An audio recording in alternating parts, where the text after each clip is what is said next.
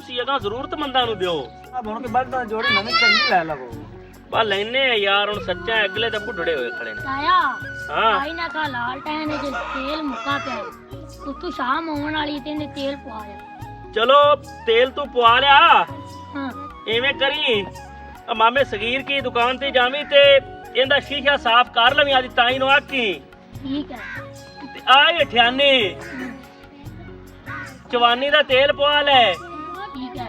ਤੇ 10 ਪੈਸਿਆਂ ਦੀ ਕੁਛ ਹੈ ਲੈ ਲਵੀਂ ਤੇ 15 ਪੈਸੇ ਪਿਛਾ ਲਈ ਆ। ਠੀਕ ਹੈ। ਜਾ ਚੌਦੇ ਲੈ ਆ। ਇਹ ਵੀ ਬਈ ਬੜੀ ਅੱਲਾ ਦੀ ਕੁਦਰਤ ਹੀ ਆ। ਲਾਲਟੈਨ ਵੇਖ ਲੈ ਰੋਸ਼ਨ ਹੋ ਜਾਂਦਾ ਯਾਰ ਬਣਾਉਣ ਵਾਲੇ। ਤੂੰ ਕਮਾਲ ਹੈ ਬਈ ਜਿੰਨੇ ਬਣਾਈ ਏ। ਚੌਧਰੀ ਸਾਹਿਬ ਪਤਾ ਨਹੀਂ ਫਸਲਾਂ ਦੇ ਪੱਲੇ ਹੀ ਸ਼ਾਇਦ ਸ਼ੁਕੋ ਨਹੀਂ ਹੈ ਕਿ ਕੀ ਮਾਮਲਾ ਬਣਿਆ ਖਰਾ ਫਸਲਾਂ ਦਾ। ਭਾਈ ਆ ਪਤਾ ਨਹੀਂ ਖਾਦਾਂ ਖੁਰਾਕਾਂ ਦੇ ਪੱਲੇ ਹੀ ਕੁਝ ਨਹੀਂ ਪਤਾ ਨਹੀਂ। ਖਾਦ ਆ ਡੀਲਰ 2 ਨੰਬਰ पे देंदे नहीं। हर शय च बरकत चोई पई। बरकत